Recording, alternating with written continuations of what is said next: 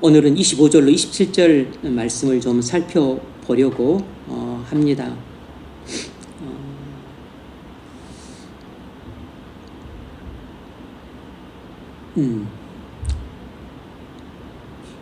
로마에 있는 이방인 성도들은 잘못된 생각을 갖고 있었는데 본인들은 몰랐습니다. 그 잘못된 생각의 그 요지가 뭐였냐면, 유대인들은 구원에서 완전히 배제되었다 라는 생각과 유대인들이 배제되고 자신들이 구원받은 것은, 유대인들은 예수를 십자가에 죽인 죄 때문에 배제되었고, 자기들은 유대인들에게 없는 뭔가 선한 것이 있기 때문에 구원받았다 라는 잘못된 두 가지 생각을 갖고 있었어요. 유대인들은 구원에서 완전히 배제되었다, 끝났다. 이방인인 우리가 구원받은 것은 유대인들보다 뭔가 선한 것이 있었기 때문이다. 이 두 가지 잘못된 생각을 갖고 있다는 것을 사도 바울은 명철했기 때문에 알아차렸어요. 그런데 이 잘못된 생각을 그대로 내버려 두는 것은 이방인 성도들에게 큰 위험이 될 수 있었기 때문에 그 잘못을 지적해주고 깨닫게 해서 그것을 고치고 바로잡는 것이 그들의 신앙 성장에 대단히 중요했고, 교회를 세우는 일에 대단히 중요했고, 유대인과 이방인이 하나 되는 교회를 세워가는데 꼭 필요한 일이었기 때문에 이 일을 하지 않을 수 없었던 것이에요. 그 일을 위해서 11장을 할애한 것입니다. 그래서 바울의 그 11장의 논지는, 유대인은 구원에서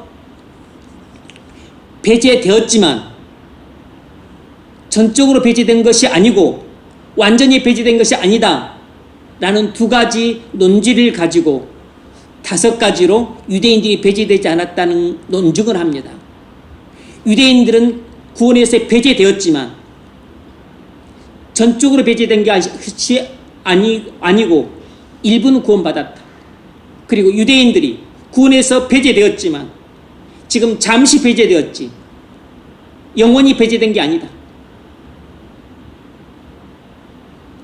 이 두 가지 논증을 함으로써 유대인들이 지금 구원에서 배제된 것은 맞지만, 그러나 전적으로 배제된 것이 아니고, 그리고 궁극적으로 배제된 게 아니다 라는 사실을 통해서 유대인들의 구원에 대한 이방인의 시각을 바로잡아 주었어.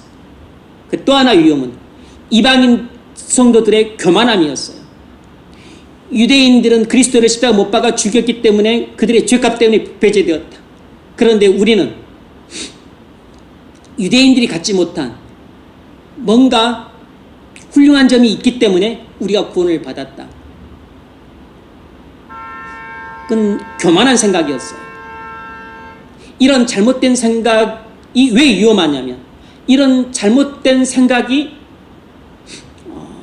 그 자기 의를 쌓게 되고, 그래서 내가 뭔가 착하기 때문에, 내가 뭔가 유대인들이 갖지 못한, 남들이 갖지 못한 훌륭한 점이 있었기 때문에 내가 예수를 믿고 이렇게 구원을 받은 것이다. 그래서 자기가 구원을 받은 것이 하나님의 전적인 은혜 때문이 아니고 내게 뭔가 조금 남들과는 다른 훌륭한 점이 있기 때문에 네가 구원을 받은 것이다 라고 하는 이 조금 잘못된 생각이 얼마나 엄청난 위험한 결과를 초래하냐면, 교만이라고 하는 그 위험한 결과를 초래하는 것입니다. 이 조금 잘못된 생각이 자기 의를 낳게 되고, 이 자기가 자기 마음속에서 커져서 교만이라고 하는 엄청난 괴물 덩어리가 되는 것이에요. 이 교만이라고 하는 괴물 덩어리가 놀랍게도 구원받은 성도들의 마음에 떡하니 들어서게 되면 그때부터 이는 완전히 괴물이 되는 것입니다. 목회자들이 통제를 받지 않게 돼요. 교회에서 완전히 걸림돌이 되는 것입니다. 거듭난 성도에도 그럴 수 있다는 사실을 많은 사람들이 몰라요. 거듭난 성도가 뭐 이렇게 교만해질까? 구원받지 못한 사람보다 훨씬 더 교만해질 수 있습니다. 그래서 바울은 지금 이방인 성도들이 갖고 있는 이 두 가지 잘못된 그 생각을 바로잡기 위해서 이 11장을 할애해서 말을 하고 있는 것입니다. 그래서 지금까지 대체적으로 이제 그러한 논중에 왔어요. 그러고 나서 이제 25절, 27절에 들어가는데 오늘 그 본문을 좀 살펴보겠습니다. 첫 번째 문제. 본문 25에서 27절을 읽으십시오. 지금 사도 바울이 여기서 다루고 있는 문제는 민족으로서의 유대인입니다. 그는 개인적인 사정을 다루고 있는 것이 아니라 유대 민족 전체의 입장을 다루고 있습니다. 만약 바울이 25절에서 선언한 말을 처음부터 알고 있었다면 왜 그는 성가시게 5가지 논증을 했습니까? 만약 하나님의 계획이 유대 민족을 교회 안으로 다시 데리고 들어오는 것이라는 사실을 바울이 처음부터 알고 있었다면 왜 그는 24절까지 논증을 하면서 오랫동안 시간을 들였습니까?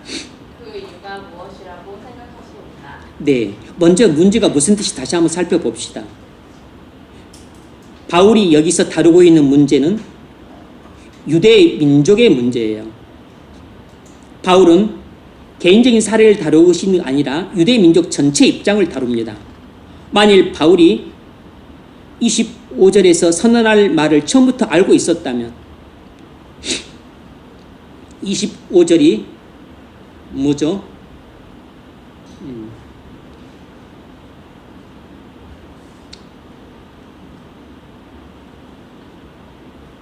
내가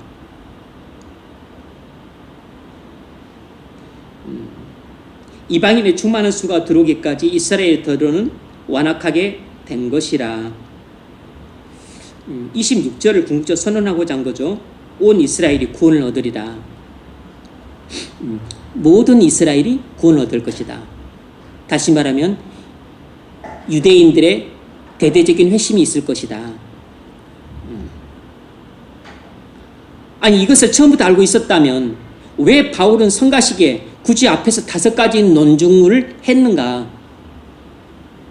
유대인들이 배제된 것은 맞지만 전적으로 배제된 게 아니고 궁극적으로 배제된 게 아니다. 이 논지를 갖고 뭐하러 굳이 5가지 논증을 하면서 이 유대인들의 배제는 일시적이고 그리고 또 부분적이다 라고 그렇게 어렵게 힘들게 논증을 하는가? 그리고 만일 하나님의 계획이 유대 민족을 교회 안으로 다시 데리고 들어오는 것이라는 사실을 바울이 처음부터 알고 있었다면 왜 그는 굳이 24절까지 그렇게 기나긴 논증을 하면서 오랜 시간을 들였단 말입니까? 도대체 무엇 때문에 바울은 이렇게 진술을 하고 있습니까? 하는 문제예요. 그 첫 번째 대답은 이것입니다. 이런 문제들에는 언제나 논리적으로 접근하는 것이 좋기 때문입니다. 이런 문제들을 해결해 갈 때는 언제나 논리적으로 접근하는 것이 좋은 방법이기 때문이에요.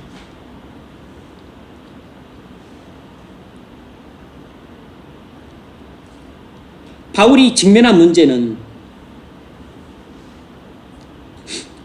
유대인들이 구원에서 배제되었다는 것이에요. 이방인들은 유대인들이 그리스도의 십자가 못 박아 죽였기 때문에 하나님이 그들을 구원에서 배제시켰다라고 주장을 했습니다. 바울은 이 문제를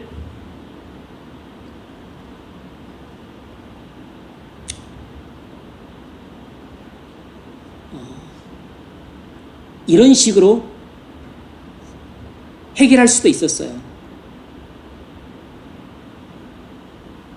시끄러.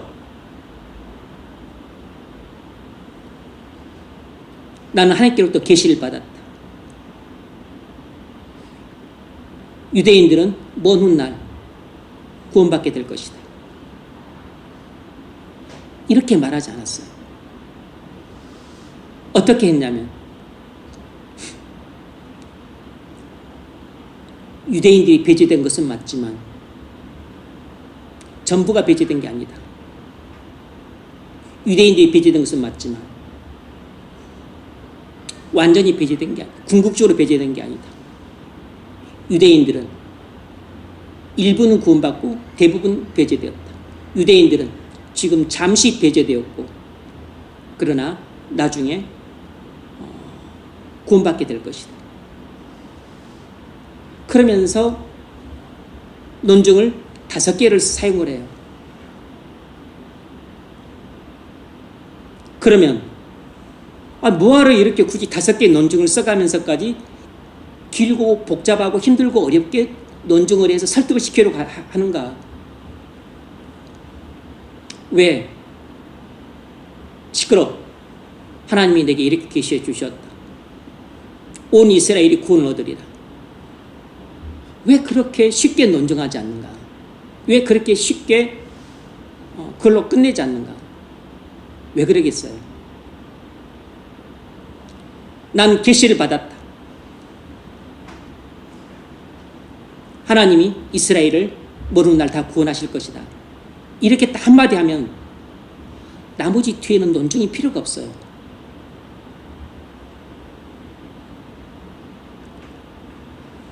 하나님의 계시 이것은 수많은 인간들의 수많은 논쟁을 일시에 중단시켜 버려요. 이 말이 있기 전에는 많은 사람들의 수많은 논증과 반박이 오고 가는 그런 논란이 있어요. 그런데 이런 것을 단칼에 잘라버리고 한순간에 평정시켜 버릴 수 있는 것이 뭐냐면 바로 하나님의 계시입니다. 하나님이 내게 이렇게 말씀하셨다. 온 이스라엘이 구원을 얻으리라. 하나님의 계시는 모든 인간들의 논쟁을 한순간에 평정시켜 버릴 수 있는 최고의 비장의 무기예요. 그렇기 때문에 최후의 수단으로 써야 되는 것입니다. 그런데 이것을 처음부터 이방인 너희들이 뭐라 그랬지? 유대인들이 구원에서 완전히 배제되었다고? 웃기고 있네. 하나님이 내게 이렇게 말씀하셨어. 온 이스라엘이 구원을 받으리라. 그러면 그걸로 논란이 딱 중지되는 것입니다. 더 이상 어떤 반박이 있을 수가 없어요. 하나님이 이스라엘이 구원 받을 것이라고 딱 말씀하셨다는데 그것에 대해서 누가 반박을 제기해요? 그다음부터는 어떤 논리적인 접근도 필요가 없고 그리고 논리적인 사고도 할 필요가 없고 그리고 더더구나 사람들을 이해시키기 위해서 논증할 필요도 없어요.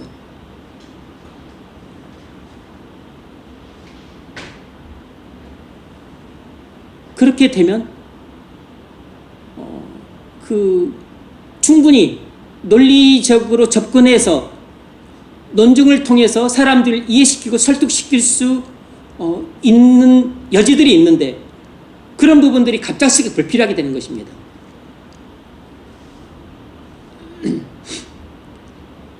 그래서 바울은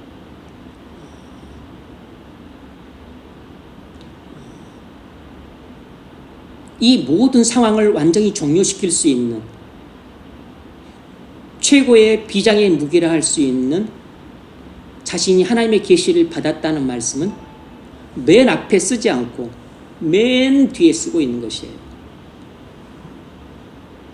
그래서 먼저 앞에서 왜 유대인들의 그 구원의 문제에 대해서 그들의 배제는 전적인 배제가 아니고 궁극적인 배제가 아니다 라는 것을 충분히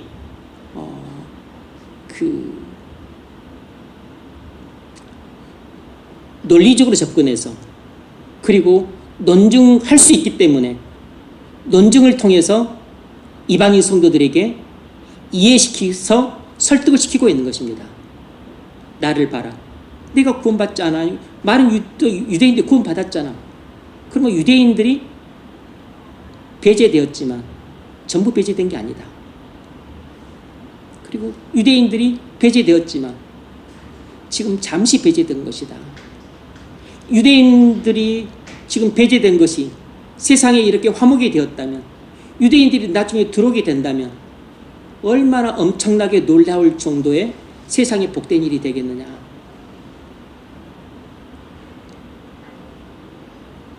그래서 이런 논증을 통해서도 유대인들은 완전히 배제된 것이 아니고 지금 부분적으로 배제되고 그리고 잠시 배제되었구나 라는 사실을 이해할 수 있을 뿐만 아니라 마지막 최고의 결정타가 바로 이것인 것이죠.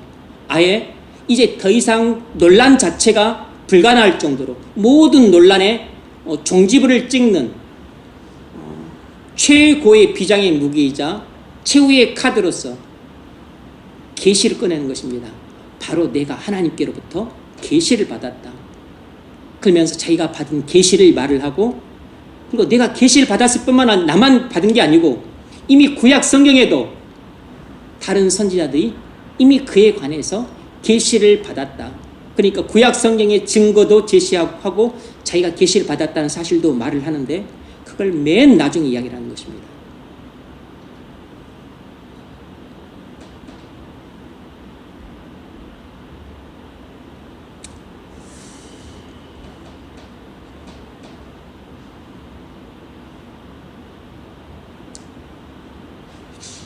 그러므로 우리도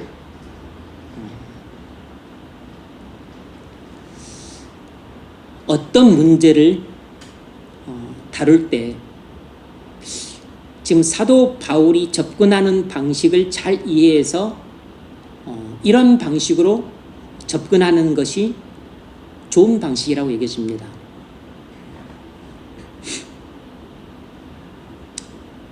어떤 문제에 대해서 논란이 생겨요. 그러면 그 상대방의 생각이 성경적으로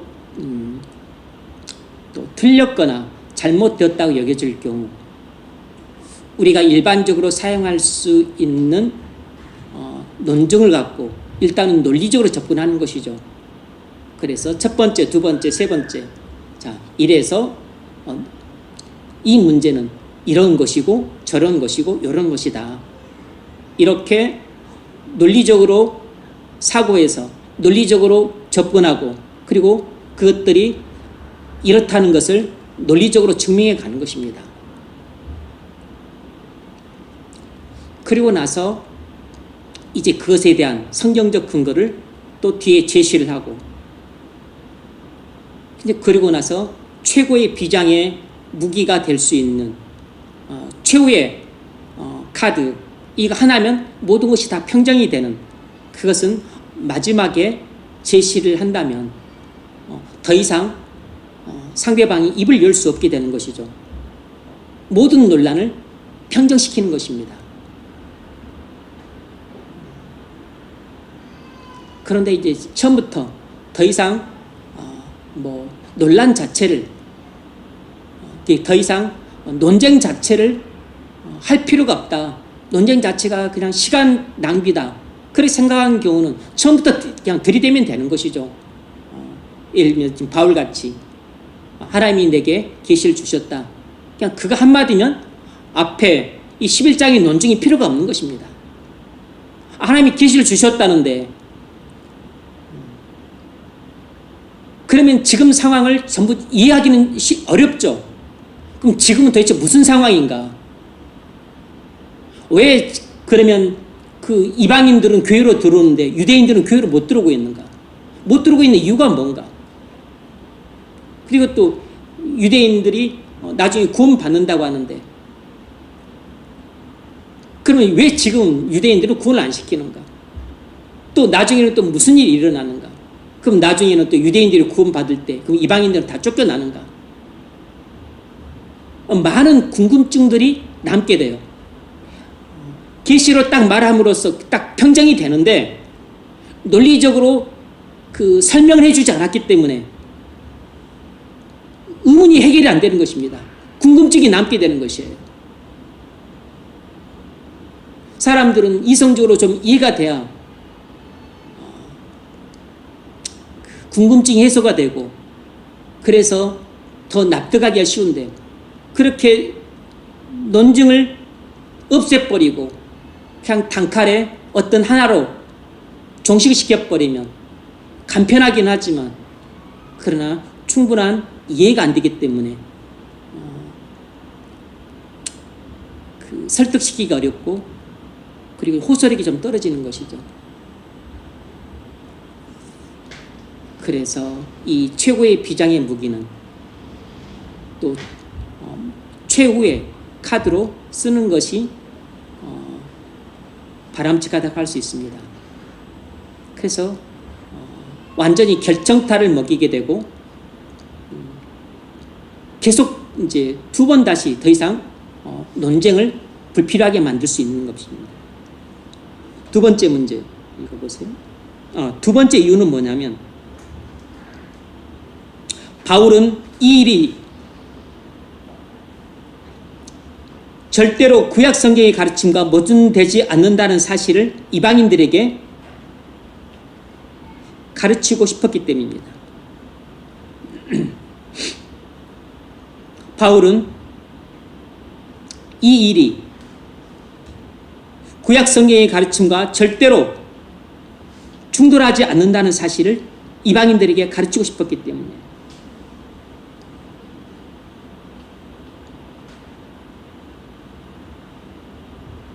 이방인 성도들 중에서는 구약 성경의 가르침을 완전히 무시하는 사람들이 있었습니다. 그래서 바울은 이 일이 구약 성경이 애월한 일이라는 것을 가르치고를 통해서 또 한편으로는 구약 성경의 권위를 강조하고 있는 것입니다.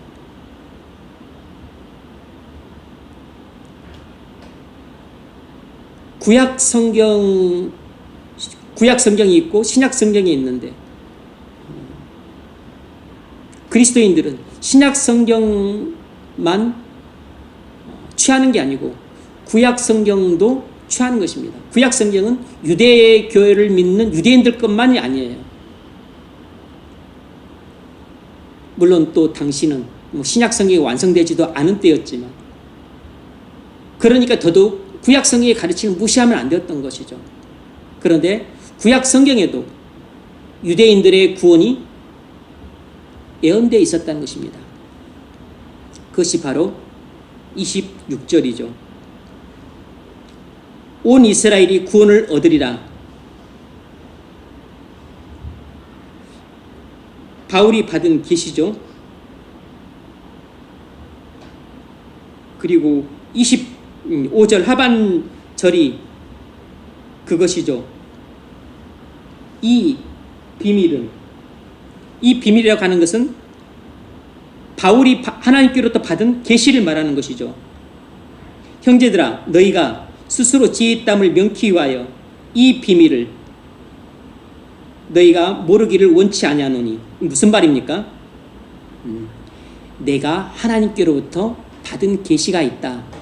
그런데 하나님께로부터 사도 바울이 개인적으로 받은 계시이기 때문에 이방인 성도들은 알 턱이 없어요. 그런데 지금 자기가 하나님께로부터 받은 계시를 이방인 성도들에게 말해줌으로써 너희들도 잘 알기를 원한다는 것입니다. 그럼 바울이 받은 계시가 뭐죠? 이방인들의 충만한 수가 들어오기까지 이스라엘의 더러는 완악하게 된 것이라. 이방인들 중에서 하나님 나라에 하나님이 정하신 숫자가 들어올 때까지는, 그때까지는 이방인들이, 유대인들이 완고한 상태에 있어서 구원으로 못 들어올 것이라는 것입니다. 이방인의 충만한 수가 들어올 때까지는 유대인들은 못 들어와요. 이방인의 충만한 수가 다 들어와야 그때서 유대인들의 구원이 시작될 것이라는 것이에요. 그것을 바울이 계시를 받았다는 것입니다.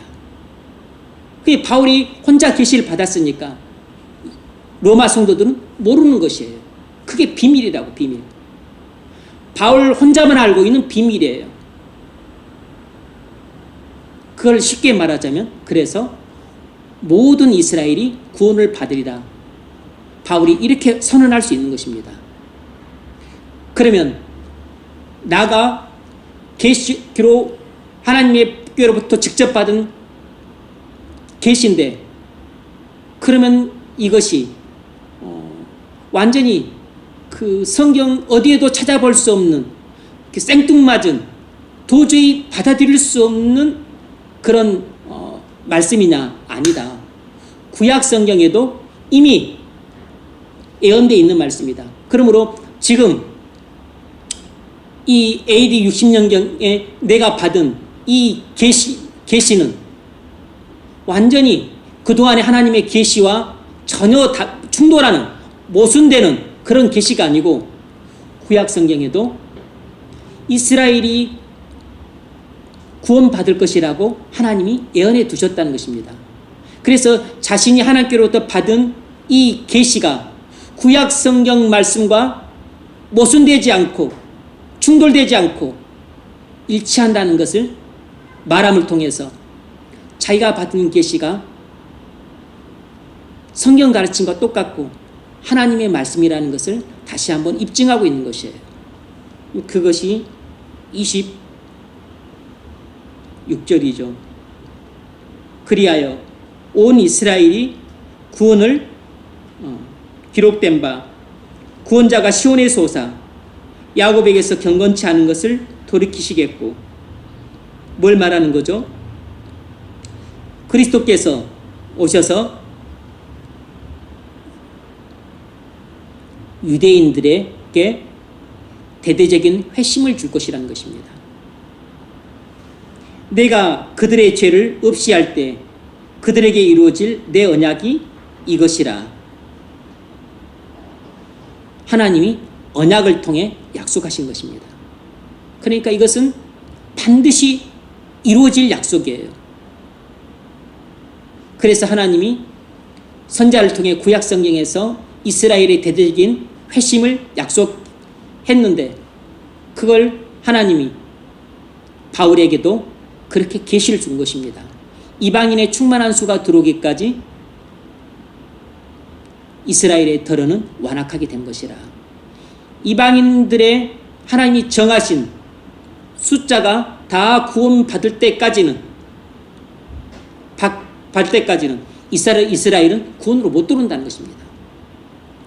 이방인의 충만한 수가, 이방인의 하나님이 정하신 사람의 수가 다 구원을 받은 후에야 그 다음부터 이제 유대인의 구원이 시작될 것이라는 것이에요.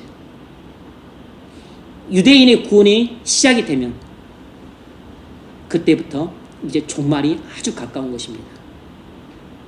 유대인들의 대대적인 회심이 끝나면 거의 이제 재림이 오는 것이에요.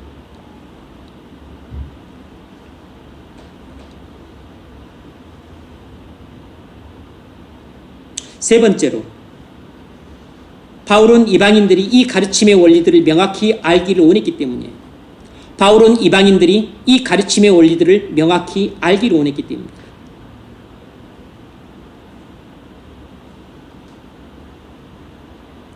바울은 이방인 성도들에게 성경을 기초로 그들의 입장이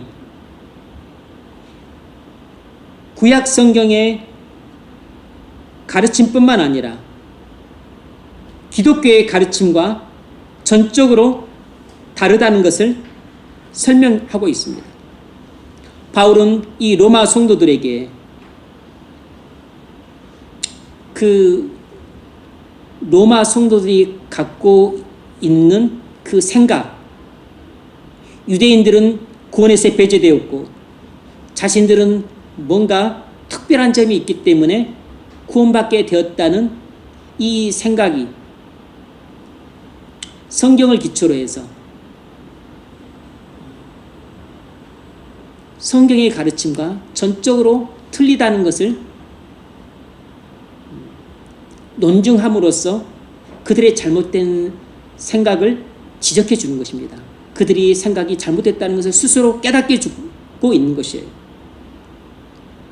바울은 이방인들이 이 문제를 철저히 깨달음으로써 자신들의 생각이 잘못되었음을 알고 이제부터 바울이 말하는 것을 받아들일 수 있도록 준비를 시켰던 것입니다.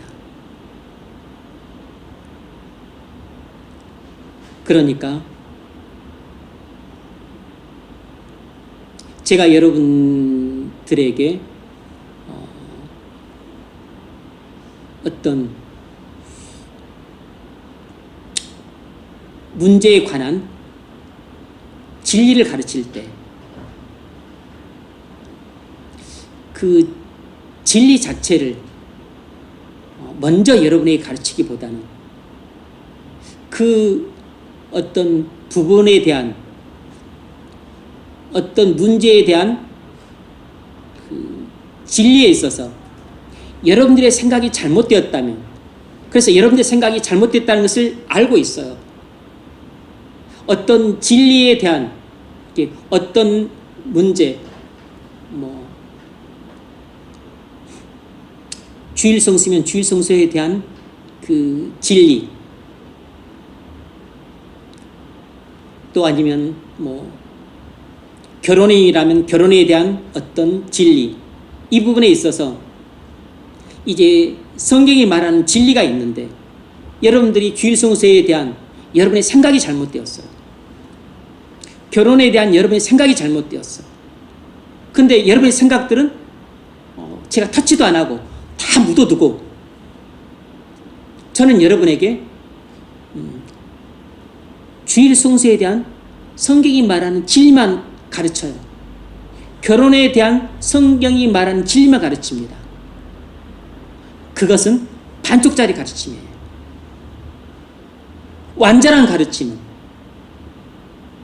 주일 성수에 대한 여러분의 갖고 있는 생각들을 드러내서 그것들이 뭐가 잘못됐는가를 다 하나하나씩 격파를 시켜야 돼요.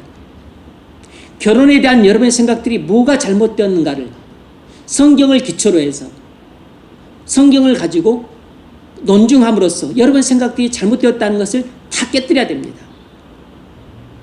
첫 번째로 그 일을 하고, 두 번째로 성경이 주일 성수에 대해서는 이렇게 말을 한다라고 성경이 말하는 주일 성수에 관한 진리를 가르치는 것입니다.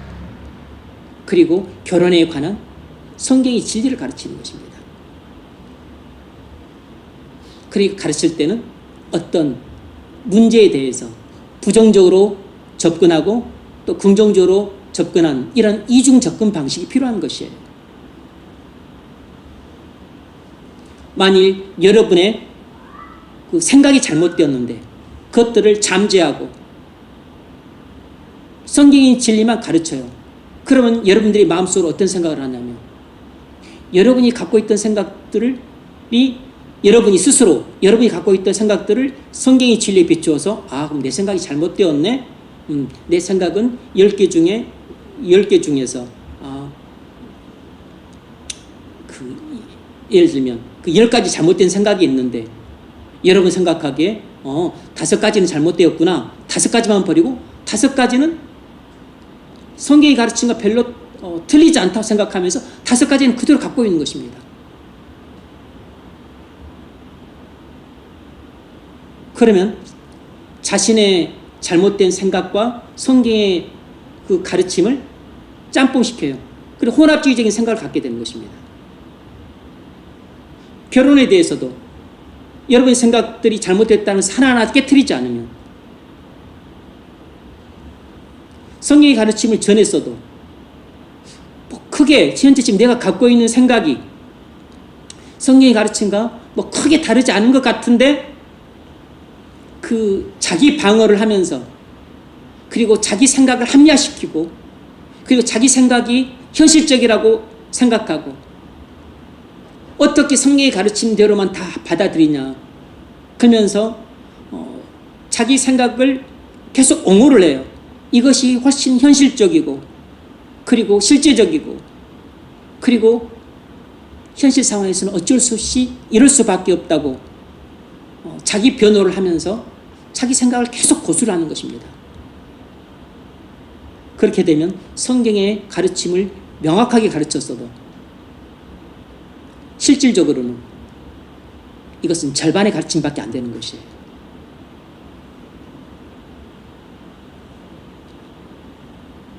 네 번째로, 그래서 제가 여러분을 가르칠 때는 여러분 마음속에 무슨 생각이 있는지 그리고 또 여러분들이 어떤 잘못된 생각들을 하고 있는지 제가 다 앙케이트 조사를 하면서 알 수는 없지만 일반적으로 교인들이 갖고 있는 생각들을 어느 정도 알고 있잖아요. 다 경험을 했으니까. 그러니까 경험적으로 알고 있는 것들 또 추론해서 또 일반적으로 알고 있는 것들을 가지고 이제 그런 것들을 하나하나씩 예를 들어가면서 잘못된 것을 깨트리는 것입니다. 그리고 나서 성경의 진리를 제시할 때 성경의 진리가 바로 이것이고 이것이 옳구나 라고 온전히 흡수할 수 있는 것이죠. 이것이 사도 바울이 성경의 진리를 가르칠 때 사용하는 방법이에요. 네 번째로, 진리를 긍정적으로만 아는 것으로는 절대로 충분하지 못하기 때문입니다. 제가 네 번째까지 같이 싸잡아서 이야기를 한 것입니다. 진리를 긍정적으로만 아는 것으로는 절대로 충분치 못하기 때문이에요. 우리는 진리의 부정적인 면도 알아야 됩니다. 바울은 유대 민족의 구원에 관한 문제는 이미 계시되었다 라고 말하는 것으로 짧게 끝내지 않았어요. 바울은 로마 성도들이 싫어할 수도 있다는 걸 알았지만 이방인 로마 성도들의 오류를 끄집어내고 드러내서 그걸 도마에 올려놓고 지적을 했습니다. 너희들은 유대인의 구원이 유대인들이 구원에서 완전히 배제되었다고 생각하고 있지? 그거 틀렸어. 너희는 유대인들은 구원 못 받고 너희가 구원 받은 것은 그래도 너희가 유대인들보다 뭔가 특별한 점이 있다고 생각하고 있지? 그들 마음속에 있는 숨겨진 그런 생각들을 끄집어내서 그 생각들이 잘못되었다는 것을 지적하는 것입니다. 그래서 잘못됐다는 것을 깨닫게 해주는 것이에요.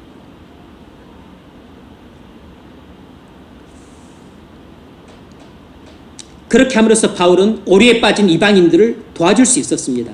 만일 바울이 그렇게 하지 않았더라면 오류에 빠져있는 로마 교회의 성도들을 오류에서 건져주지 못하게 되면 무슨 일이 일어나게 되죠? 그 오류로 말미암아 로마 교회의 성도들이 큰 위험에 빠지게 돼요. 그들이 지금 직면해 있는 위험이 뭐냐면 교만이라고 하는 그 위험이에요. 바울이 그들의 그 오류를 바로잡아 주지 않으면 로마에 있는 이방인의 그 수많은 훌륭한 성도들이 교만이라고 하는 함정에 빠지게 될 것이 자명하고 빠지게 되면 많은 성도들이 완악하게 되고 불신자처럼 변하게 되고 그들의 성도 개인이 큰 위험에 빠지게 될 뿐만 아니라 교회 전체가 위험에 빠지게 되는 것입니다.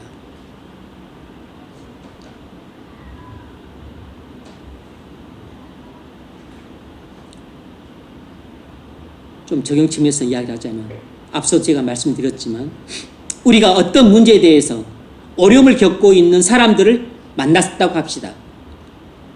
그때 우리가 그 사람을 도려고 그래요.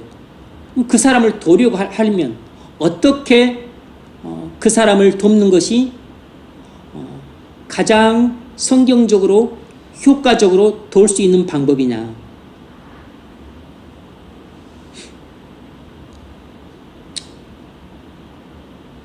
돕는 방법은 여러 가지가 있을 수 있습니다. 첫 번째로 그 문제에 대해서 그 사람이 갖고 있는 입장을 듣고 네 생각 틀렸어. 그렇게만 꾸짖고 끝나는 방법이 하나 있고, 그리고서 뭐 또 자기 생각을 그냥 자기 속이 어른 대로 뭐 말할 수 있겠죠. 그건 세상 사람들이 흔히 하는 방식이고, 두 번째는 그 문제에 대해서 그 사람이 어떤 생각을 갖고 있는지 물어보지도 않고 그냥 덮어두고서 그 문제에 대한 성경의 진리만 말해주는 것입니다. 주일 성수는 이렇게 해야 되고 결혼은 이렇게 해야 돼.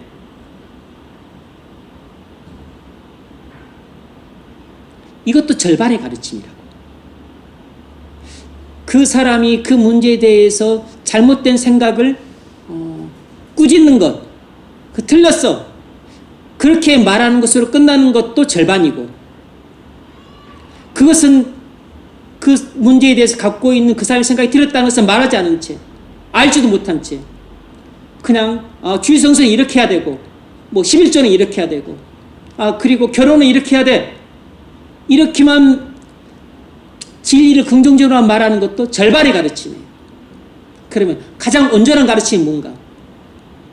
그 문제에 대해서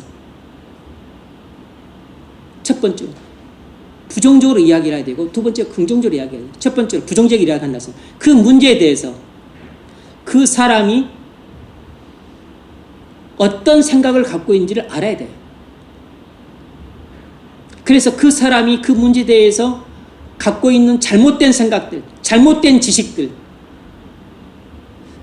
그것들을 먼저 첫 번째 바로잡아 줘야 됩니다. 그것들이 틀렸다는 것을 그 사람이 깨닫게 해줘야 돼요. 이 문제에 대한 내 생각이 틀렸다는 것을 본인이 먼저 깨달아야 돼요.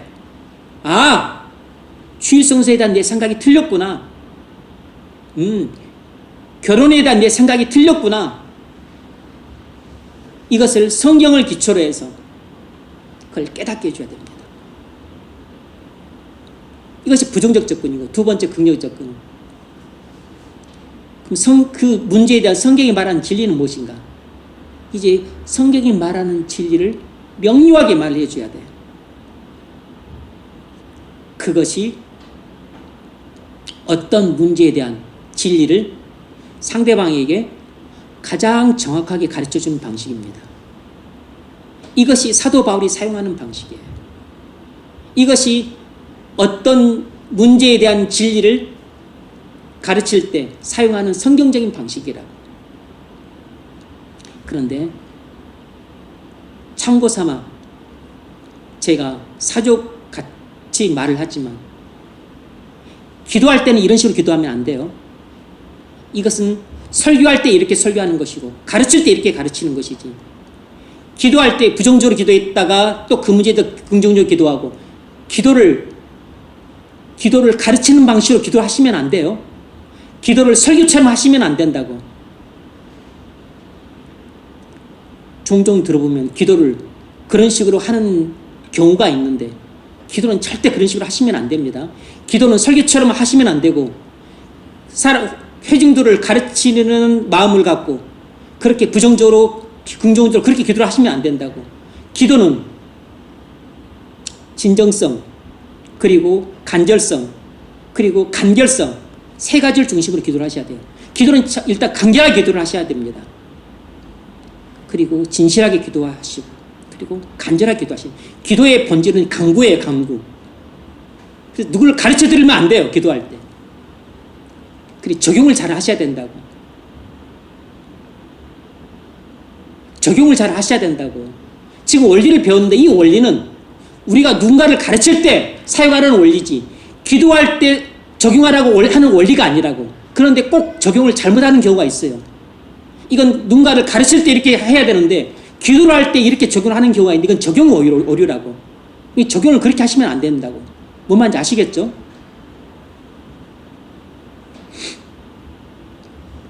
기도를 그렇게 하면 제일 듣기 쉽고 은혜가 안 됩니다. 기도는 진실하게 하고 간절하게 하되 간결하게 하십시오.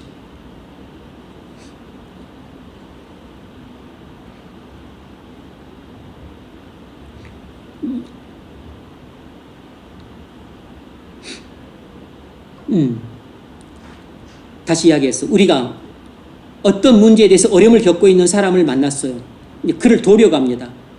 그런데 그 사람이 그 문제에 대해서 어떤 생각을 가지고 있는지 알지도 못한 채 단지 그 문제에 대해서 내가 훌륭한 가르침이라고 생각되는 몇 가지만 딱 던져줍니다. 그러면 그 가르침은 그 사람한테 별로 도움이 안 됩니다. 왜냐하면 사람은 자기가 갖고 있는 생각을 좀처럼 버리지 않기 때문이에요. 앞서 말씀드렸던 것처럼 사람은 항상 자기 중심성을 갖고 있기 때문에 항상 자기 방어적이에요. 누군가가 자기에게 말을 하게 되면 항상 자기를 방어하려고 들어요. 그게 본능이라고. 그래서 항상 자기 변호를 하기 때문에 우리가 책망을 들으면 꼭 변명을 하는 것입니다. 그래서 자기의 잘못된 생각을 누군가가 분명하게 드러내서 감춰진 것을 드러내서 지적하고 그리고 그것을 분명히 잘못됐다고 확실하게 가르쳐주지 않는 이상 사람은 그것을 본인 스스로가 그것을 깨달아서 버리는 것은 어려운 일입니다. 그 일을 날마다 하는 사람이 누구냐면 바로 묵상을 깊이 해서 자신에게 날마다 적용하는 사람이에요.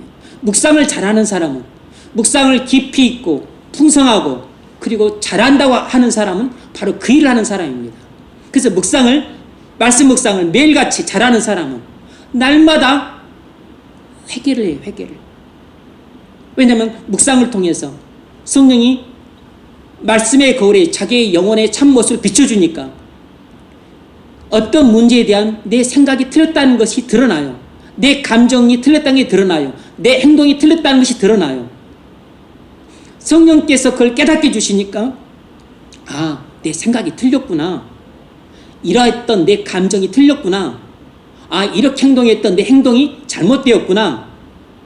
이걸 깨닫게 되니까 용서를 구하고 그 죄를 버리고 그리고 순종을 하게 되는 것입니다.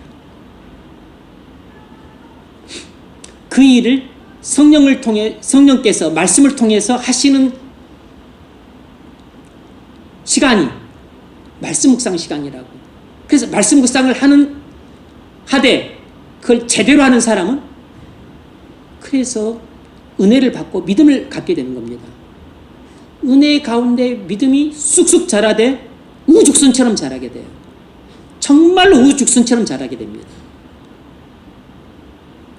여러분, 비가 온 후에 죽순이 어느 정도 빨리 자라는지 아십니까? 하루에 60cm를 자랍니다. 상상을 초월할 정도 자라요. 근데 여러분, 믿음이 그렇게 자랄 수 있다는 거 아십니까? 믿음도 엄청나게 빨리 자랄 수 있습니다.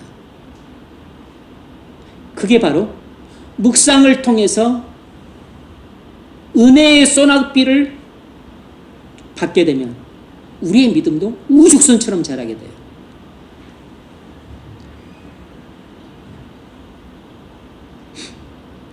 하지만 우리가 그 사람과 함께 그 문제를 철저히 논의하면서 그가 무엇이 틀렸는지 또 어떤 잘못된 지식을 갖고 있는지 그것들을 깨닫게 준다면 그 사람은 그 오류로부터 벗어날 수 있죠. 그래서 유혹에 빠지지 않을 수 있습니다. 뿐만 아니라 올바른 진리를 알게 됨으로써 그가 자기 생각이 틀렸다는 것을 확실히 깨닫고 이 성경의 진리가 맞다는 것을 분명히 믿게 되면 이 진리에 대한 확신이 더 깊어지는 거죠. 그때 온전한 순종이 나오는 것입니다. 그래서 자신의 오류를 버림으로써 오류로 말미암아 빠질 수 있는 위험에서 건짐을 받게 되고 진리를 확신함으로 더욱 순종을 잘해서 복된 삶을 영위할 수 있는 것입니다. 그래서 부정적 측면에서 가르침, 이것은 이래서 틀렸고 저래서 틀렸고 그리고 이것은 옳지 않아, 이 가르침이 꼭 필요한 것입니다. 그리고 성경이 말하는 그 부분 문제에 대한 진리는 이것이야 라고 하는 것을 알아야 되는 거죠. 그래서 부정적 접근을 통해서 내 생각이 무엇은 맞는데 무엇은 틀렸고 그래 틀린 부분들은 버려야 되고 하는 것을 알아야지만 오류로 말미암는 위험에서 건진받는 것입니다. 그리고 성령의 가르침을 들었을 때 이것이 정말 진리구나 라는 것을 확신할 수 있게 되고 확신하게 될 때 믿음으로 순종도 더 잘하게 되는 것이에요. 두 번째 문제 읽어보십시오. 본문 25절을 읽으십시오. 이 과정을 마친 다음 사도 바울은 이방인들에게 유대인의 미래에 대한 이 위대한 예언을 합니다. 왜 사도는 로마에 있는 이방인들에게 이 예언을 말합니까? 네, 25절 읽어보세요. 형제들아, 너희가 스스로 지혜 있다 하면서 이 신비를 너희가 모르기를 내가 원하지 아니하노니 이 신비는 이방인의 충만한 수가 들어오기까지 이스라엘의 더러움은 우둔하게 된 것이라. 아멘. 이 과정을 마친 다음 바울은 이방인들에게 유대인들의 미래에 대한 위대한 예언을 합니다. 왜 바울은 로마에 있는 이방인들에게 이 예언을 말하는가?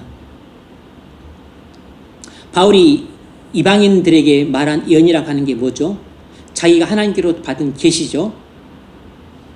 이방인의 충만한 수가 들어오기까지 이스라엘의 더러는 완악하게 된 것이라.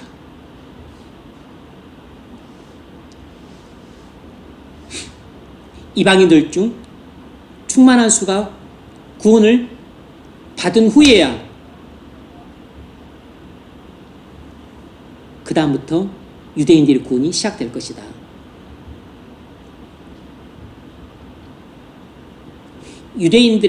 이방인들이 충만한 수가 구원받을 때까지는 유대인들은 대부분 다 완악한 상태에 있게 될 것이다.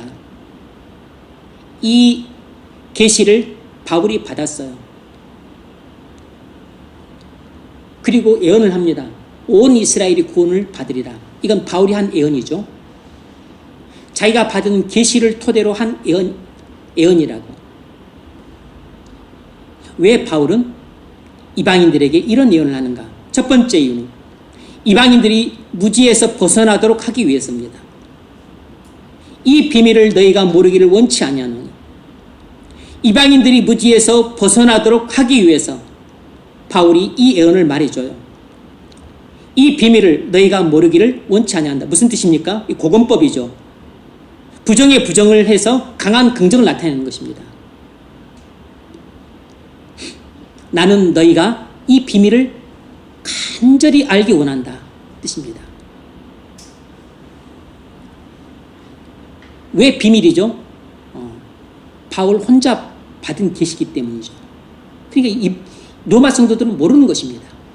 자기만 알고 있는 것이에요. 그래서 온 이스라엘이 구원을 받을 것이다 라고 바울이 이렇게 예언할 수 있는 것입니다.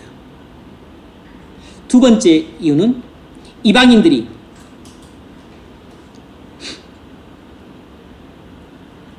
자기 기만에 빠지지 않도록 하기 위해서입니다. 이방인들이 자기 기만에 빠지지 않도록 하기 위해서요. 너희가 스스로 지혜의 땀을 면키 위하여. 무슨 말이죠? 로마에 있는 성도들이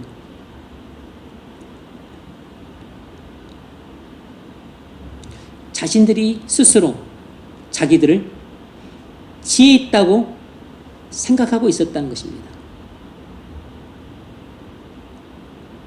유대인들은 어리석어서 그리스도를 불신했지만 우리는 지혜로워서 그리스도를 믿었다는 것이에요. 그래서 이 로마에 있는 성도들이 자기 기만 상태에 빠져 있었고 자기 당착에 빠져 있었어요. 다시 말하면 자신들의 실상을 모르고 착각에 빠져 있었던 것입니다. 이방인들이나 유대인들이나 하나님 앞에는 다 똑같은 죄인인데 하나님의 구원 계획에 따라 이방인들은 못 들어오고 있고 유대인들은 못 들어오고 있고 이방인만 들어온 것인데 이방인 성도들은 그걸 모르고서 유대인들은 어리석어서 불신했고 우리는 지혜로워서 믿음으로 구원받았다고 생각하는 것이에요. 이것이 바로 자기 기만, 스스로가 스스로를 속이고 있는 것이고 자가당착, 착각에 빠져 있는 것입니다.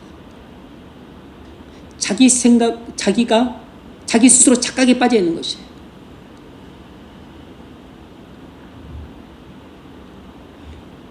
여러분이 하루 온종일 일찍 출근해서 밤늦게 퇴근해서 저녁밥도 먹는 사람 안 먹는 사람, 몸도 지치고 피곤하지만 또 마음도 고뇌, 또 직장에서 또 때로는 힘들고 어려운 일도 또 당하고 한 주간 또 살다가 왔기 때문에 심신이 몹시 피로한 상태에 있는데 왜 굳이 또 금요일에 쉬고 싶고 빨리 샤워하고 그냥 또 자고 싶고 할 텐데 왜 나와서 이렇게 또 말씀을 듣고 또 기도까지 해야 되는가?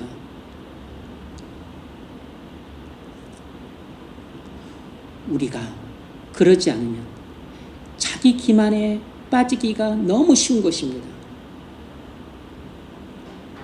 우리 안에 있는 우리 부패한 본성은 누구보다도 우리 자신을 속여요.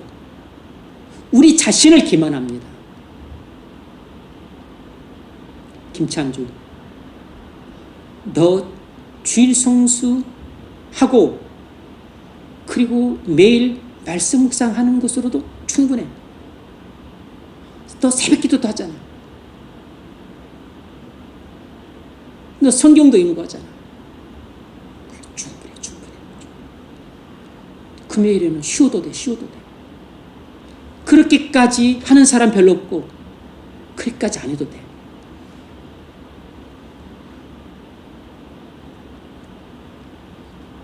나를 누가 속이냐면 내 자아가 속이는 것입니다. 내 안에 있는 부패한 본성이 나를 속이는 것이에요. 너 신앙생활 잘하고 있어. 너만한 사람이 어디 있다고. 착각에 빠지게 만드는 것입니다. 너 대단히 지혜로워. 너 그 정도면 충분히 결혼할 준비가 됐다고. 너만큼 거룩한 사람이 어딨냐? 너만큼 그렇게 교회생활 열심히 하고 신앙생활 열심히 하는 사람이 어딨냐? 그렇게 자기 기만에 빠지게 되면 당연히 자가당착에 빠지게 돼 있어요. 자기가 자기 자신을 모르는 것입니다. 자기 자신에 대해 착각을 하게 되는 것이에요. 기만에 빠진 사람이 어떻게 착각을 안 할 수 있겠어요? 기만에 빠지면 착각을 할 수밖에 없는 것입니다. 자기 기만에 빠진 사람은 자가당착에 빠지게 되는 것이에요. 그 자기 기만에 빠질 위험으로부터 또 자기 당착에 빠질 위험으로부터 말씀을 통해 가르침을 받을 때 건짐을 받게 되는 것입니다. 이미 자기 기만과 자가당착에 빠져있는 사람도 말씀을 통해 듣고서 자기가 자기 기만과 자기 당착에 빠지겠다는 사실을 비로소 성령의 말씀을 통해 조명해 주실 때 내가 지금 자기 기만과 자기 당착이라고 하는 구덩이에 빠져 있구나 라는 사실을 보고서 그 사실을 깨닫게 되는 것이죠. 그래서 성령의 도우심으로 거기서 빠져나오게 되는 것입니다. 그 말씀을 믿음으로 붙잡으며 그 말씀이 구원의 밧줄이 되니까 그 말씀을 구원의 밧줄을 붙잡음으로 거기서 빠져나오게 되는 것입니다.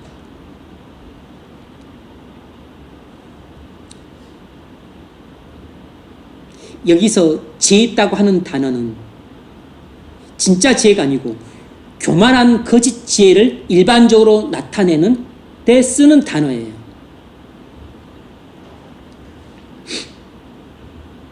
너희가 스스로 지혜있다함을 명쾌하게 할 때 이 지혜는 일반적으로 어떤 의미로 어떤 뉘앙스로 쓰이는 단어냐면 교만한 거짓 지혜, 교만한 거짓 지혜를 뜻할 때 사용되는 단어입니다. 바울은 이방인들이 자기 기만과 자기 당착에 빠질 것을 걱정했고 또 이미 빠져있는 사람들을 건져내기 위해서 이 말씀을 하고 있는 것입니다.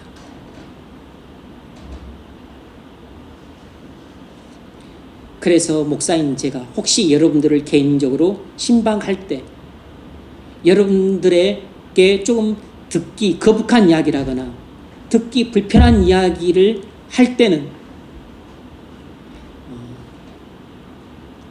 원래 좀 성격이 그냥 남들 허물 말하기 좋아하고 비난하고 책망하기 좋아해서 말을 하는 것이 아니고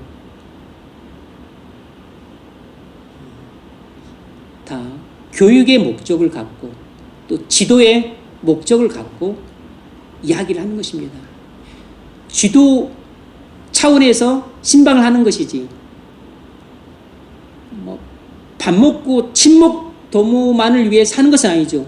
우리가 그 친교 목적도 있지만 근본적으로는 지도 목적으로 신방을 하는 것이잖아요.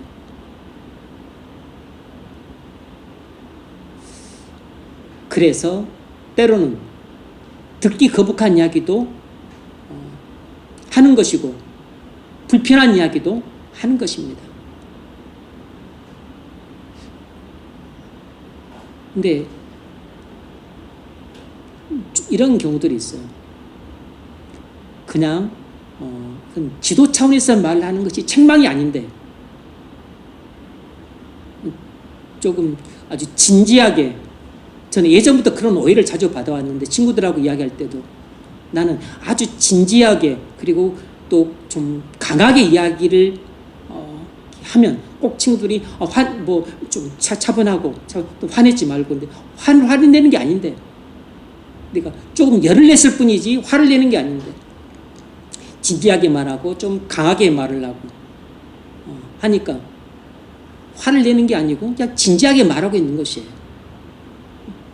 여러분들도 그렇게 또 오해를 하더라고. 책망을 하는 게 아니고 그냥 저는 그냥 어떤 부분에 대해서 여러분들을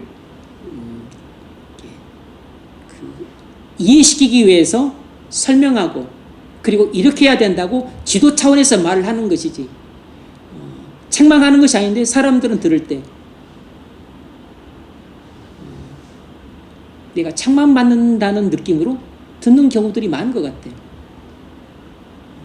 나중에 또 신방할 때 보면 목사님한테 내가 좀 책망을 좀 많이 들었다. 근데 사실상 책망했던 경우는 특별한 어떤 케이스 이거 있어? 사실상 내가 이 부분에 대해서 내가 좀 이렇게 분명히 잘못되어서 말해야 되겠다라고 의도를 갖고 말한 것은 하나밖에 아닌데 10개를 말했는데 본인은 한 7개 정도를 책망으로 듣는 경우들이 있어요. 그 말을 할 때 그렇게 사람한테 말을 해. 나는 그렇게 책망의 뜻으로 말을 한 적이 없는데 내가 책망했던 것은 한 하나 정도인데 나머지는 그냥 그를 지도 차원에서 말을 한 건데 이 지도 차원에서 말을 한 것을 싸그리 다 책망했다고 그렇게 또 본인은 리뷰를 한 것을 보고서 많이 좀 당황스럽고 황당했어요. 네가 화자의 입장과 청자의 입장이 다르구나. 화자의 느낌과 청자의 느낌이 완전히 다르구나 라는 것을 그때 알았습니다. 청자의 느낌이 더 중요하겠죠. 근데 어쨌든 간에 화자의 의도를 오해한 것은 사실이에요. 전혀 그런 의도로 말하지 않았고 그것도 실상 그렇게 말하지 않았기 때문에.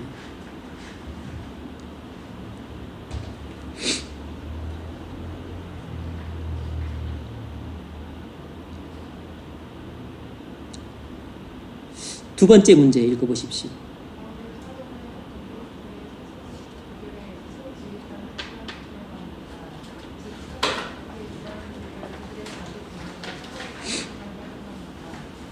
네. 그러면 바울은 어떻게 그들이 스스로 지혜했다는 생각을 고치려 하는가? 다시 말해서 어떻게 이방인들을 자기 기만과 자가당착에서 벗어나게 하려고 하는가? 그들이 자신들의 잘못된 생각을 깨닫게 함으로써입니다. 이방인들이 자신들의 잘못된 생각을 깨닫게 함으로써 자기 기만과 자가당착에서 벗어나도록 돕는 것입니다.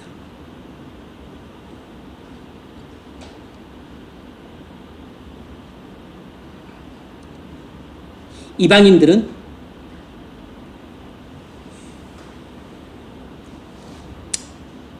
교회에서 유대인들의 위치와 자신들의 위치를 잘 알고 있다고 생각했지만 사실은 전혀 잘 알고 있지를 못했어요. 그러니까 스스로 속고 있었고 스스로 착각에 빠져 있었던 겁니다. 그래서 바울은 이방인 성도들한테 너희는 지금 자기 기만과 자가당착에 빠져 있다라는 사실을 깨닫게 해준 것입니다. 이 작업이 필요하겠죠. 로마의 성도들이 자신의 상태를 정확하게 모르면 계속 헛소리를 하게 돼요. 그리고 더 위험에 빠지게 되고. 그러니까 위험에 빠질 것을 예방할 수 있는 것은 빨리 사도 바울이 그들의 잘못된 생각을 지적해서 깨닫게 주어야만 그들이 그 오류로 말미암는 위험으로부터 벗어날 수 있는 것이죠.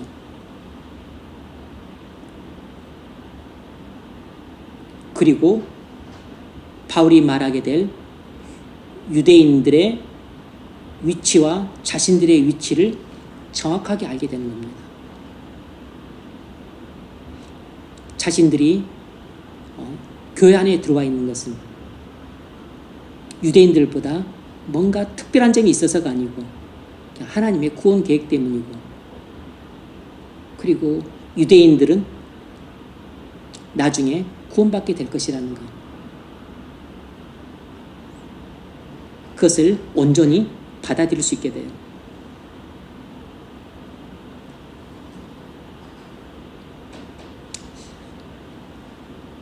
이방인 성도들은 유대인들에 대해서 우월감을 갖고 있었습니다. 그런데 바울은 그것이 완전히 잘못된 생각이라는 것을 지적해 주었습니다. 좀 적용치면서 이야기를 하자면, 우리가 성도가 되고 은혜에 충만하고 믿음이 좋은 사람이 되었다면 우리는 어떤 잘못된 생각을 하기 쉽냐면, 내가 다른 사람보다 뭔가 다른 점이 있기 때문에 이 사람은 신앙생활을 30년을 해도 지지부진한데 나는 신앙생활을 한 지 3년밖에 안 되었지만 완전히 훌륭한 신앙을 갖게 되었어. 이건 뭔가 차이점이 있기 때문이야. 이 사람은 정말 못난 점이 있기 때문에 지지부진한 것이고, 나는 뭔가 잘난 점이 있기 때문에 3년 만에 이렇게 독보적인 존재가 된 것이라고. 그 점이 뭘까? 찾아봐야지. 아, 내가 온순해서 그런가? 아, 내가 좀 겸손해서 그런가? 아, 내가 다른 사람보다 내가 순종을 좀 잘해서 그런 것 같아. 아, 내가 좀 똑똑하긴 하지. 내가 말씀을 볼 때 아주 논리적으로 잘 접근하고, 내가 또 말씀 묵상할 때도 내가 또 교리를 잘 찾지. 그러고 보니까 내가 다른 사람보다 뛰어난 점이 한두 가지가 아니네. 사람은 정말로 이렇게 스스로가 스스로를 속입니다. 이게 엄청난 위험이에요. 이 자기 기만이 결국 자가 당착을 낳아요. 그래서 내가 다른 사람보다 이렇게 단기간에 신앙이 성장하고 은혜가 충만하고 이렇게 훌륭한 믿음의 사람이 된 것은 내게 이런 훌륭한 점이 있었기 때문이구나. 그렇구나. 저 사람은 저런 못난 점이 있기 때문에 늘 저렇게 부진한 거야. 지지부진한 거야. 이렇게 자가 당착이 빠지게 돼요. 그렇게 되면 그 결과가 뭐죠? 딱 정답이 정해져 있어요. 교만이라고 하는 암덩어리가 마음속에 딱 생기게 되는 것입니다. 이 교만이라고 암덩어리가 생기게 되면 그때부터 이제 그 사람은 신앙이 나락으로 떨어지게 되는 것입니다. 보이지 않게 떨어지다가 나중에 급전직하를 하게 돼요. 그래서 신앙이 타락을 하게 됩니다. 그래서 언제 내가 은혜 충만했냐는 듯이 이제는 죄 가운데 살게 되고 형식적인 신앙을 갖게 되고 위선자가 되고 완전히 예전 모습과는 완전히 딴판의 사람이 돼버려요. 바닥을 기는 버러지 같은 신앙이 돼버립니다. 사도 바울은 경험이 많은 사람이라 그걸 다 꿰뚫어 보고 있었던 것입니다.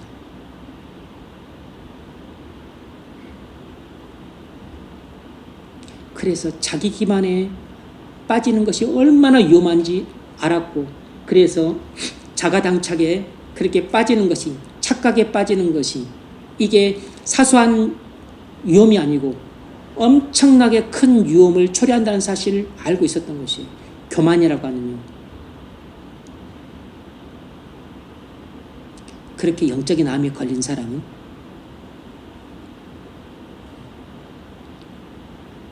치료 불가능입니다. 성령께서 강력하게 역사해서 암덩어리를 제거해 주지 않는 이상 그 암은 단기간에 제거가 안 돼요. 여러분, 암 치료 어렵잖아요. 암덩어리는 단기간에 제거가 안 됩니다.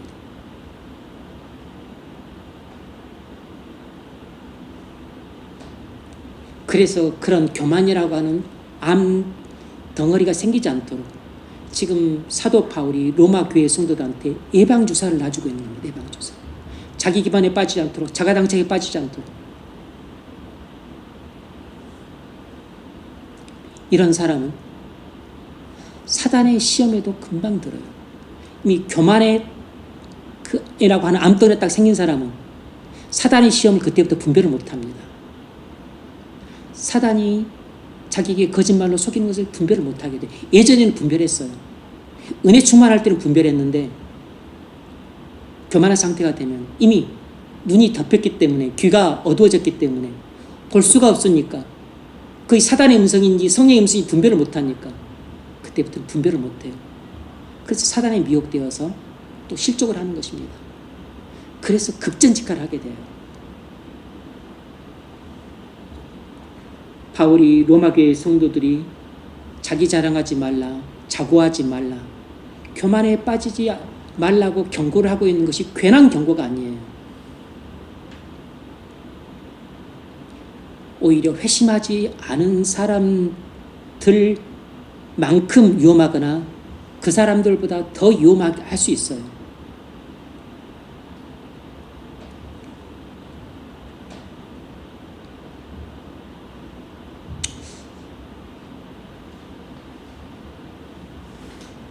이 잘못된 우월감이 바로 교만입니다. 그리고 그 자체가 어리석음이에요. 이런 잘못된 우월감을 가진 사람은 이미 그 사람은 교만한 사람인 것이고, 그리고 그것은 이미 어리석은 사람으로 변질된 것입니다. 우리가 남들보다 나은 이해력과 절제력과 높은 도덕성을 갖고 있기 때문에 내가 하나님의 사랑을 이렇게 받고 있다고 혼자 생각하고 있는 거예요. 혼자서 쾌재를 부르고 있어요. 그 사람은 이미 교만이라고 하는 암덩어리의 지배를 받고 있는 사람입니다. 사람으로서는 구제불능이에요. 성령이 다루시기까지는 아무도 못 다룹니다. 이 교만이라고 하는 암덩어리가 나중에 증상들이 나타나게 되는 거죠.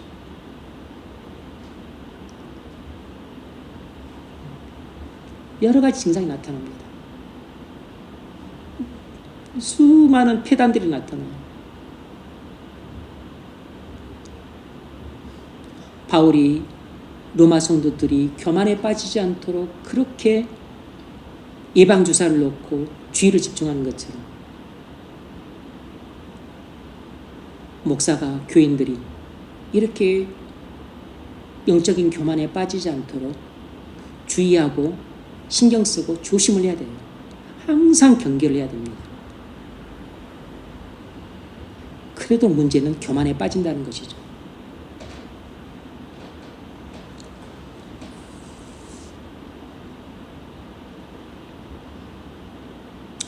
교만에 빠지게 되면 본인의 신앙의 타락과 추락은 이미 예정되어 있는 것이고, 그리고 가정도 위태로워지게 됩니다.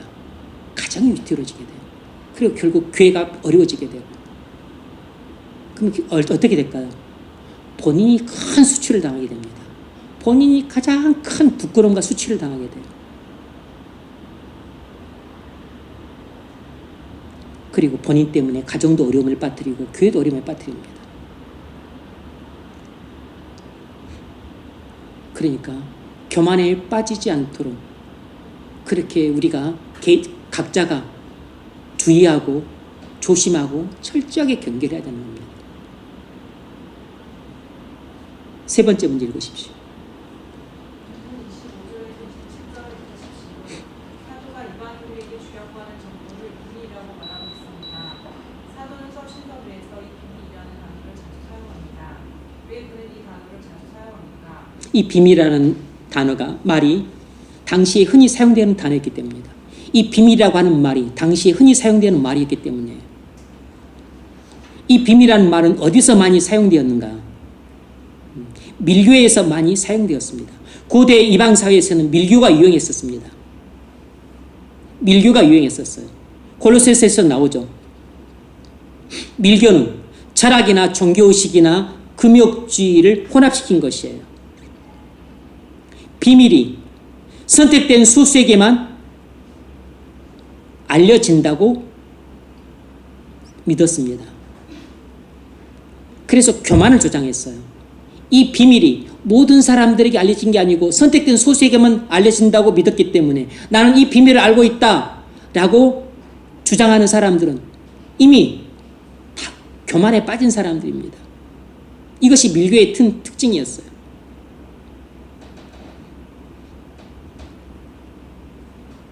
두 번째 문제. 고대 이방 사회에서 흔히 사용되던 비밀이라는 단어를 사용하는 사도 바울로부터 우리가 배워야 할 교훈은 무엇입니까? 네. 고대 이방 사회에서 흔히 사용되던 비밀이라는 단어를 바울이 굳이 사용을 했는데, 굳이 사용한 이 태도로부터 우리가 뭘 배워야 되는가?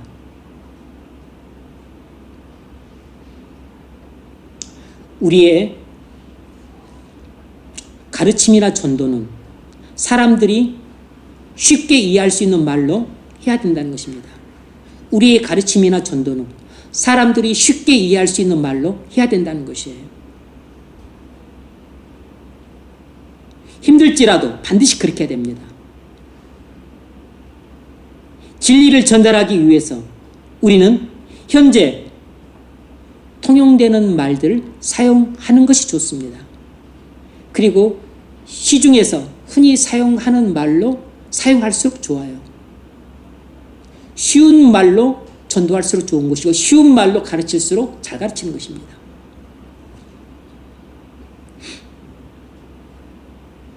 바울이 그들의 용어를 사용한 목적이 무엇인가? 목적은 이런 것입니다. 기독교 신앙이 밀교와 어떻게 다른지 보여주고자 한 것입니다.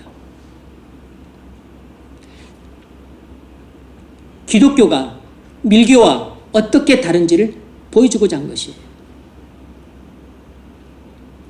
여기서 비밀이란 말은 인간의 자연적인 이해력에는 숨겨졌지만 하나님께서 무한하신 지혜로 계시하신 것을 의미합니다.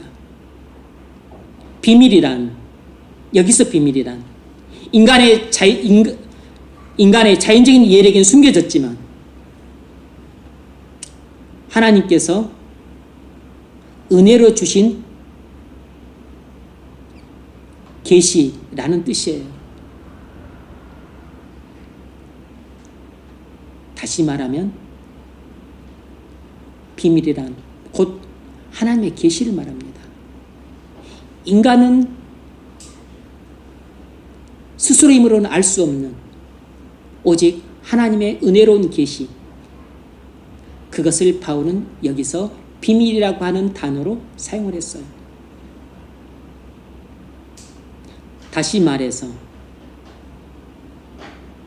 하나님의 신비가 우리에게 계시된 것은 그리스도인의 영광입니다. 하나님의 신비가 계시된 것은 그리스도인의 영광이에요. 하나님의 신비가 뭡니까? 하나님의 영원한 목적과 뜻이에요. 하나님의 신비란 하나님의 영원한 목적과 뜻입니다. 그러니까 하나님께서 하나님의 영원한 목적과 뜻을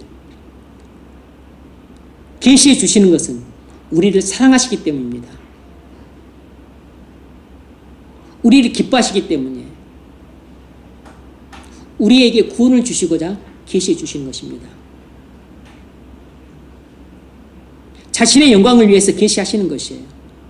이것이 기독교입니다.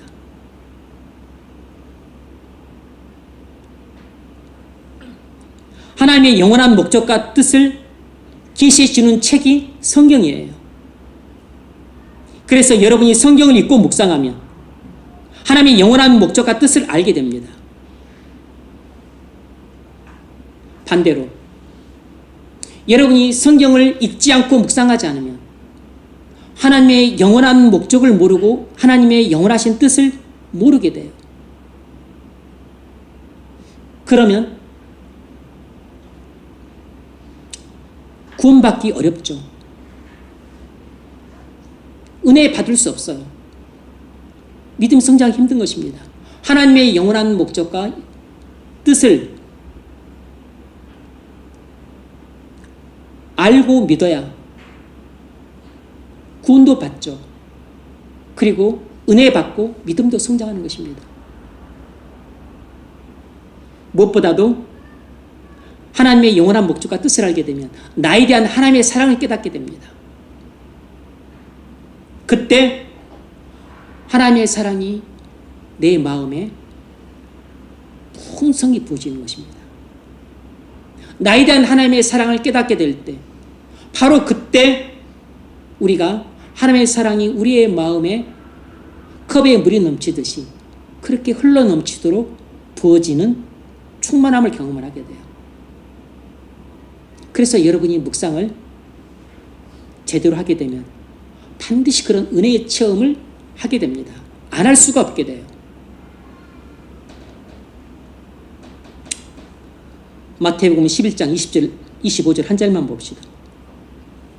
그때 예수께서 대답하여 이르시되 천지의 주제이신 아버지여 이것을 지혜롭고 승리 있는 자들에게는 숨기시고 어린아이들에게는 나타내심을 감사하나이다. 아멘. 예수님이 이 대목은 문맥이 뭐냐면 갈릴리, 고라신, 벳세다 전부 유대 지역인데 예수님이 그곳에서 복음을 많이 전하셨는데 이 사람들이 회개를 안 해요. 오히려 시돈 사람들보다도 회개를 안 하고 그래서 예수님이 뭐라고 이들을 정죄하셨냐면 이것을 지혜롭고 슬기 있는 자들 바리새인 서기관 대제사장들이 말하는 거죠. 그들에게는 숨기시고 어린아이들에게는 나타내셨다는 것입니다. 그럼 이것이 무엇이죠? 비밀을 말하는 것입니다. 여기서 말하는 비밀이 뭘까요?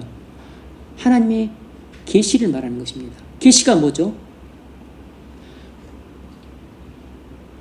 갈릴리 고라신 벳세다가 소돔과 고모라보다 더 극심한 하늘의 심판을 받게 될 것이라는 것입니다. 다시 말하면 팔레스타인 유대 땅 전체가 소돔과 고모라보다도 훨씬 극심한 하나님의 심판을 받게 될 것이라는 것이에요. 받았죠. AD 70년경에. 그때 받았고 그 이후로도 계속 받고 있잖아요. 그 이후로부터 지금까지 계속 받고 있잖아요. 그들이 하나님 나라에 못 들어오겠잖아요.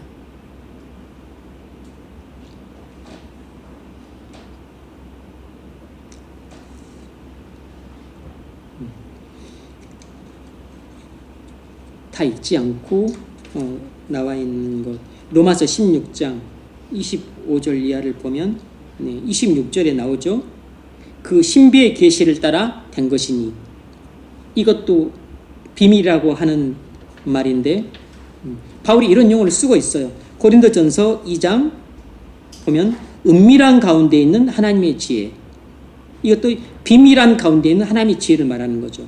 바울이 이런 용어를 쓰고 있는 것입니다.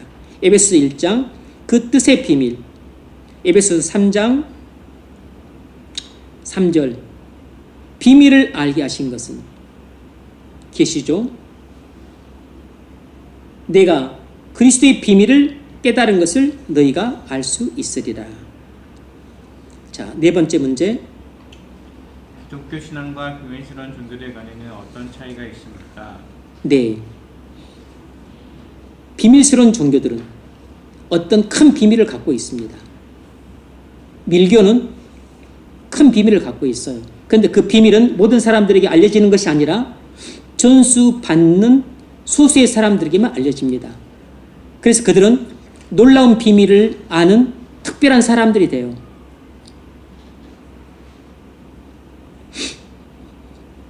교만해질 수밖에 없죠.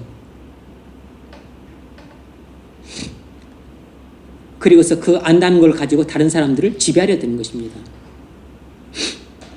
또 그들은 자기들끼리만 돕지 다른 사람들은 돕지 않습니다.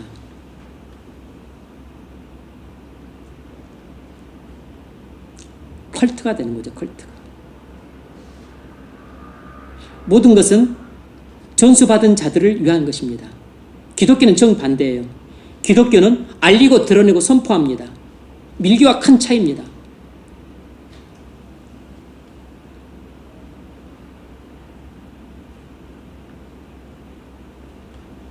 기독교는 계시된 비밀입니다. 반면에 밀교는 숨겨진 비밀이에요. 자기들끼리만 소탁소탁 알고 있습니다. 근데 기독교가 말하는 비밀은 계시가 된 것이에요.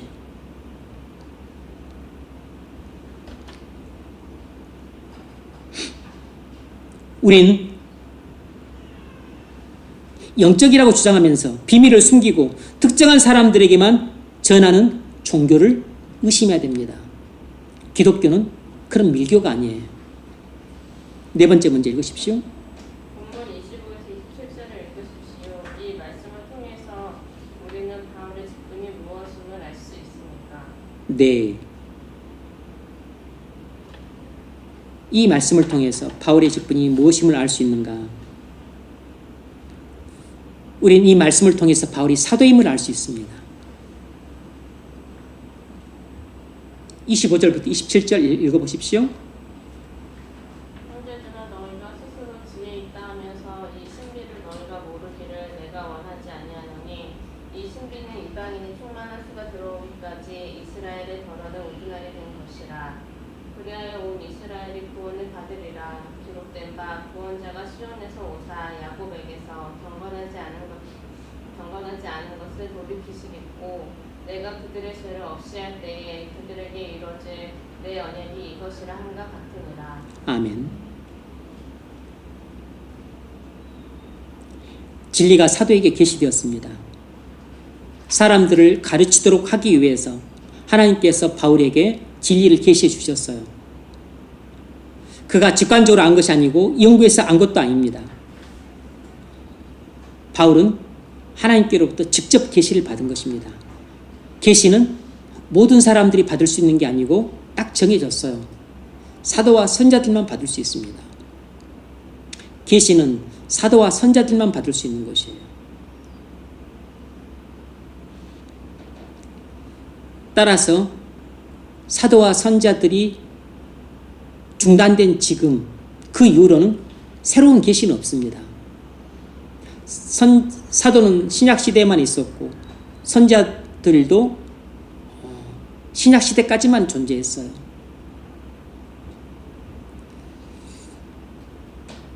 그런데 거기 에베소서 2장 20절 너희는 사도들과 선지자들의 터 위에 세우심을 입은 자라 그리스도 예수께서 친히 모퉁이 돌이 되셨느니라. 아멘. 왜 우리 성도들을 교회를 사도와 선자들의 터 위에 세우심을 입은 자라고 부르죠? 그건 사도와 선지자들이 계시를 받은 말씀과 그들의 가르침을 토대로 교회가 세워졌기 때문입니다. 사도와 선자들의 그 계시의 말씀과 그들의 가르침을 토대로 세워졌기 때문이에요. 그래서 교회는 사도와 선자들의 터 위에 세운 하나님의 집입니다. 이 말은 진리가 사도와 선지자들에게만 계시되었다는 뜻이에요. 복음 전하는 자 디모데에게 계시된 게 아닙니다. 바나바에게 계시된 것도 아니에요. 이건 사도들과 선자들에게만 계시가 된 것입니다. 그런데 이에 반하는 무리가 있죠. 로마 교회입니다. 로마 교회는 계시가 교회를 통해서 지금도 지속된다고 주장을 하고 있어요. 로마 교회는 자기들이 원하는 진리를 다 만들어냅니다. 교황 모소를 비롯해서 몽성 승천 교리를 비롯해서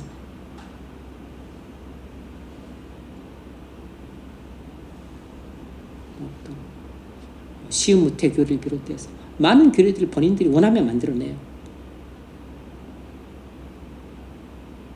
그러면 안 되는데 로마 교회는 계시가 교회를 통해 지금도 계속된다고 주장합니다. 왜냐하면 교황이 베드로의 계승자이기 때문에 교황을 통해서 계시가 계속된다고 주장을 합니다.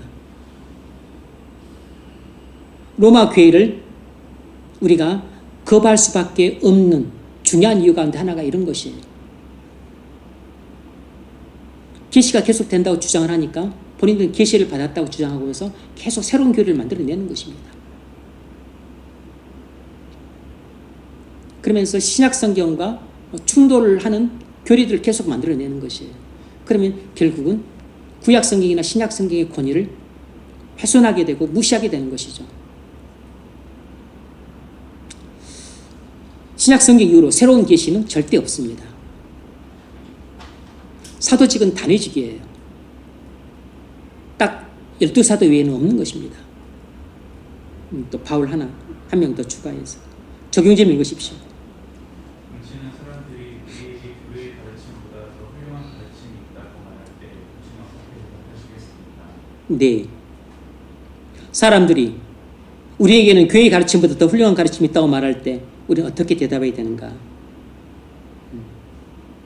그렇게 훌륭한 가르침이 있다면 왜 비밀로 하느냐?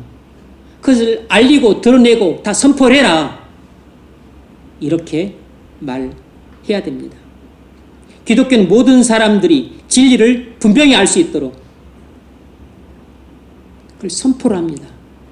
그걸 이미 특별계시 성경으로 다 드러내놨고 그리고 날마다 복음으로 선포합니다. 또 진리를 가르쳐요.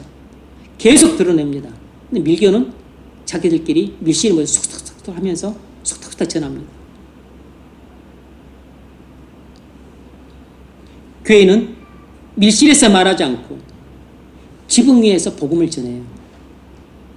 지붕 위에서 복음을 전하지 않고 밀실에서 속닥거리는 그런 가르침은 그 밀교입니다. 밀교. 그건 사이비예요. 사이비. 밀교나 사이비나 이단이 그렇게 하는 것입니다.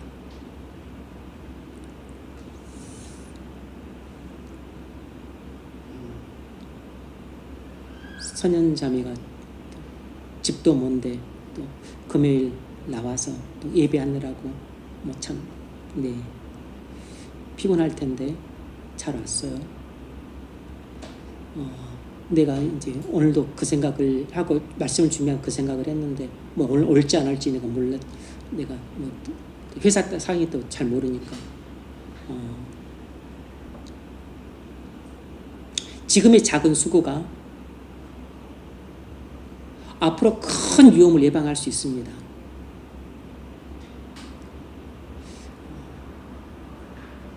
지금 하나님께 나오는 이 짧은 시간이 나중에 하나님으로부터 멀어져서 오랜 기간 방황할 시간을 줄여줄 수 있습니다.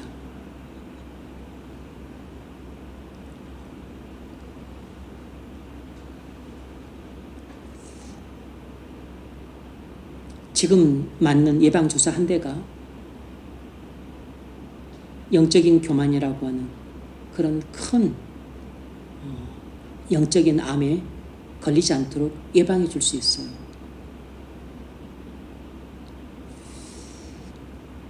그러므로 지금 우리가 하나님께 바치는 이 2-3시간의 짧은 시간이 어찌 보면 또 헌신이죠. 이것이 여러분이 오류에 빠져 있는 것을 깨닫게 해주고 그리고 성경의 진리가 무엇인지 알게 해줌으로써 장차 여러분이 현재 빠져 있는 위험과 또 앞으로 그 오류로부터 빠지게 될 그 커다란 위험으로부터 여러분을 오류와 그 오류로 말미암는 엄청나게 큰 위험으로부터 여러분을 건져 줄 것이고 그리고 여러분들이 오늘 들은 진리를 확신함으로 믿음으로 순종하게 해 주어서 여러분의 믿음이 우죽순처럼 자라나게 해주시기를 주의 이름으로 축원합니다.